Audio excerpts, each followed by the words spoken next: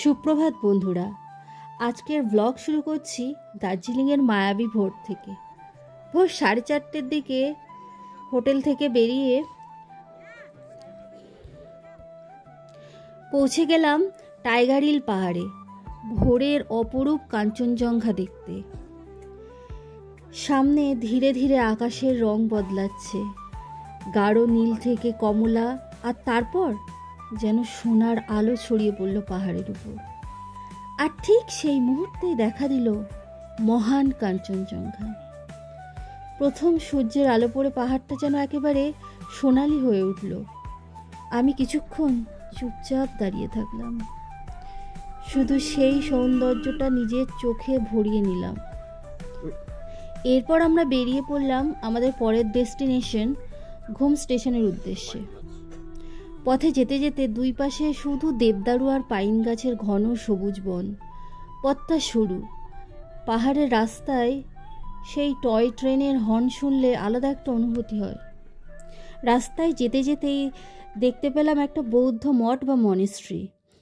মঠে চারিপাশটা একদম পাহাড়ে ঘেরা, এত সুন্দর অপরূপ দৃশ্য।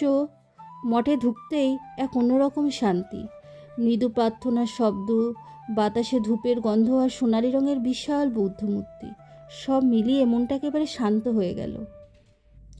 এরপর আমরা ঢুকলাম ঘুম স্টেশনে। পাহাড়ের রাস্তায় সেই টয় ট্রেনের হর্ন শুনলে আলাদা একটা অনুভূতি হয়। ঘুম স্টেশনে পৌঁছে মনে হলো যেন সব সময় থমকে গেছে।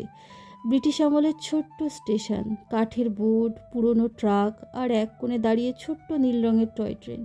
পর্যটকের ভিড় থাকলেও জায়গাটার ভিন্টেজ সৌন্দর্য একেবারে অন্যরকম।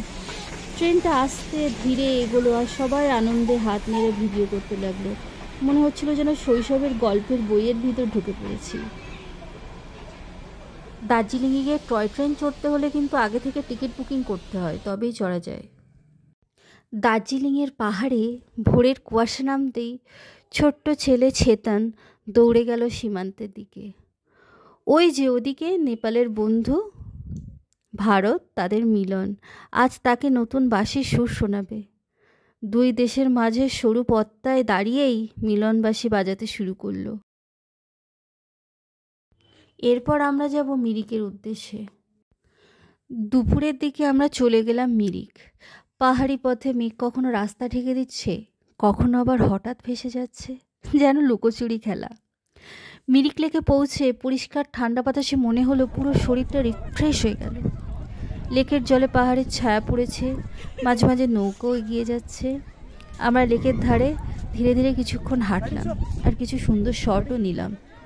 পাশে ছোট দোকান থেকে গরম মোমো আর চা নিলাম। ঠান্ডার মধ্যে সেই চায়ের গন্ধ আর উষ্ণতা একেবারেই অন্যরকম। কি সুন্দর অপূর্ব দৃশ্য দেখতে পাচ্ছেন আপনারা। আমরা এখন দার্জিলিং ম্যাল থেকে মহাকাল মন্দিরের দিকে হাঁটছি। ম্যাল রোডের ঠান্ডা হাওয়া, চারপাশের দোকান আর পাহাড়ি কফির গন্ধ, সব মিলিয়ে মুড একদম সেট। এখন উপরের দিকে উঠছি। রাস্তা একটু সরু হলেও দুপাশে রঙিন প্রেয়ার ফ্ল্যাগ উঠছে। দূর থেকে ঘন্টার আওয়াজ শোনা যাচ্ছে। এখনই পৌঁছে গেলাম মহাকাল মন্দিরে। একদিকে হিন্দু মন্দির, অন্যদিকে বৌদ্ধ প্রার্থনা। বন্ধুরা, দার্জিলিংয়ের রাতটা একদম জাদুর মতো। ঠান্ডা বাতাস গাল ছুঁয়ে যাচ্ছে, রাস্তার লাইটগুলো মেঘের মাঝে মিলিয়ে যাচ্ছে। দূর থেকে পাহাড়ের নিস্তব্ধতা আর হাতে গরম চা। দার্জিলিংয়ের রাত সত্যিই অন্যরকম।